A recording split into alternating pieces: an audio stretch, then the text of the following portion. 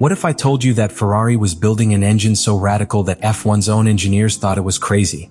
What if the key is not in more power, but in a metal forgotten for decades that could destroy all the competition? Get ready, because what has been leaked about the 2026 Ferrari engine could change the history of the sport. What Ferrari has done with the SF26 deliberately breaks this orthodoxy. By opting for steel cylinder heads, the team is not only challenging the limits of technology applied to internal combustion engines, it is rewriting the balance between power, efficiency, and thermal resistance. Steel, by its nature, allows it to withstand much higher temperatures and pressures within the combustion chamber than aluminum. And that's exactly what Ferrari is looking for. More pressure, more temperature, more power. But why does this matter in the hybrid era, where half the power comes from the electric part? Because it all begins in the thermal heart of the car. A more robust engine capable of operating under extreme conditions can burn the new 100% sustainable fuel with greater precision, extracting every available calorie. Ferrari doesn't just want an engine that runs on the new biofuel. He wants to dominate it. This opens a fascinating technical door. By improving combustion efficiency, the thermal engine generates less energy waste, less heat dissipated, and more usable energy in each explosion. This energy is channeled into the hybrid system, in particular towards the MGU-K, which will now be responsible for 100% of the electrical recovery after the removal of the MGU-H. This is where Ferrari's approach becomes a top-notch strategic play. Combustion efficiency not only affects the immediate performance of the engine, it also determines how much and how energy can be recovered with each braking. If the heat engine operates more stable and consistent, it allows the MGU-K a more predictable, linear, and aggressive recovery. In other words, more energy available to deploy in the key sections of each lap. Ferrari is designing its power unit to become an ultra-efficient generator, a kind of hybrid optimized not just for racing, but for managing energy like no other. We're not just talking about horsepower here. We talk about energy flow, how to transform heat into voltage and voltage into traction. It's a complete system approach, and that's where steel comes into the picture as the catalyst for a completely new philosophy. But this revolution has a price, and Ferrari knows it. Steel, no matter how strong it is also denser, heavier. And in Formula One, every kilogram counts. The 2026 regulations impose a very strict minimum weight, and Ferrari will have to compensate for every extra gram that its engine introduces with radical decisions in other areas. Extreme lightening of the chassis, new suspension materials, miniaturization of the cooling system, and even complete redesign of the aerodynamic package to avoid structural overloads. And then there is the question of reliability. Enduring extreme temperatures on the test bench is not the same as surviving 24 Grands Prix under unpredictable conditions, with just 4 units allowed per season. If the steel fails, if it cracks, if it doesn't dissipate heat well in certain race settings, the result won't be a loss of performance, it will be a dropout. And in 2026, every retirement can cost you the championship. That is why Ferrari does not walk alone in this challenge.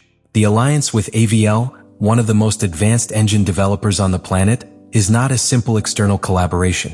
It's a strategic piece of the puzzle. AVL not only provides technology, it provides thermal simulations, structural fatigue models, dynamic flow analysis, and experience in hybrid systems integration. They have been key in transforming a crazy idea into a viable proposal. And that makes Ferrari, for the first time in many years, the bravest team on the grid.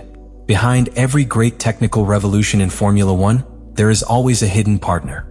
And in the case of Ferrari and its radical 2026 engine, that partner is AVL. Many fans may not instantly recognize this name, but within the paddock, the mention of AVL generates immediate respect. We are talking about one of the most sophisticated engineering companies in the world, specialized in advanced propulsion systems, thermal validation, and structural simulation. And now, they are at the center of the riskiest move Maranello has made in more than a decade. In addition, AVL has contributed decisively to the energy management of the new hybrid system. The electrical part of the SF26 must coexist with a much more powerful and unpredictable thermal source that requires more advanced energy flow management software than ever. AVL has helped develop real-time torque blending algorithms, which balance power delivery between the combustion engine and the MGU-K to avoid sudden jumps in traction or inconsistencies in throttle response. And not only that, they have also worked on predictive systems that anticipate when and how to deploy electric power depending on track conditions and driving style. Another critical point where AVL has been key is in the design of the cooling system. Steel retains more heat than aluminum. If not properly evacuated, that heat compromises engine efficiency and damages other sensitive components. To solve this, Ferrari and AVL have developed internal cooling channels with innovative geometries, applying cutting-edge CFD, computational fluid dynamics, technology. This has allowed them to design internal coolant routes that maximize heat transfer without penalizing weight or structural integrity. Even in seemingly minor aspects, such as engine block assembly, AVL has intervened to ensure tolerances that until a few years ago were considered impossible in the context of an F1 power unit. The level of precision required in the contact between the steel cylinder head and the engine block is so fine that it is measured in microns. A minor deviation can mean localized overheating, a loss of sealing, or mechanical failure before the third stroke. AVL has brought Ferrari to that level of accuracy.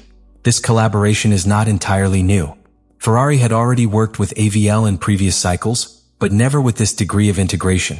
This time they have opted for a deep co-creation, where the boundaries between Italian and Austrian have been blurred. In every technical meeting, in every night simulation, and in every bench test, there is both Ferrari red and AVL gray. And that marriage between passion and engineering may, paradoxically, be what saves Ferrari from technical collapse, or propels it into a new era of dominance. The 2026 season will mark a before and after in the history of Formula One. It is not simply another adjustment to the technical regulations, it is a redesign from the ground up that alters the rules of the game for everyone. The new power unit regulations not only change the way teams build their engines, but they profoundly transform the philosophy of how a race is won. It's a new board, new pieces, and a new strategy to dominate the competition. The most disruptive change is the definitive elimination of the MGU-H, that ultra-efficient component that recovered thermal energy directly from the turbocharger. For the engineers, it was a masterpiece. It allowed the turbo to always be kept at optimal pressure and generated electricity without penalizing the engine's efficiency. But for manufacturers, especially new ones like Audi, it represented a technical and economic obstacle. Its complexity was such that it limited the entry of new competitors. So, under political and commercial pressure, it was decided to eliminate it. And with it, the system that had led current engines to break thermal efficiency records, reaching figures greater than 52%, disappears. Something unthinkable just a decade ago. This forces all teams to reconfigure their hybrid architecture. All energy recovery will depend exclusively on the MGU-K, the generator connected to the rear axle that converts braking energy into electricity. But we are not talking about a simple transfer of responsibilities. The FIA has tripled its power. Literally.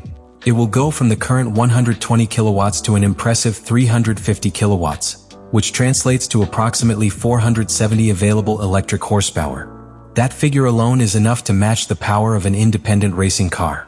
And that changes everything. At the same time, the internal combustion engine will lose prominence. From the current 740 horsepower, it will fall to around 540. But it is not a simple reduction for ecological reasons. It's an intentional redesign to balance the formula. What was previously an 80-20 relationship in favor of combustion will now be 50-50 between thermal and electric. Formula One will no longer be a championship dominated by combustion engines, and will become a true hybrid series, where energy management will be as important as raw power. And this is where things get really technical. This transformation isn't just about adding a more powerful electric motor.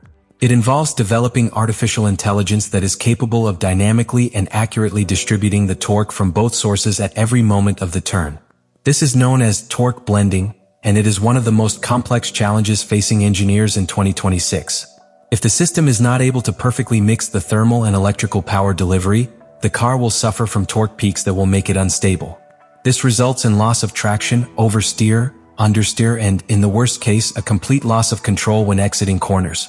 Engineers don't just have to make sure the power hits the asphalt.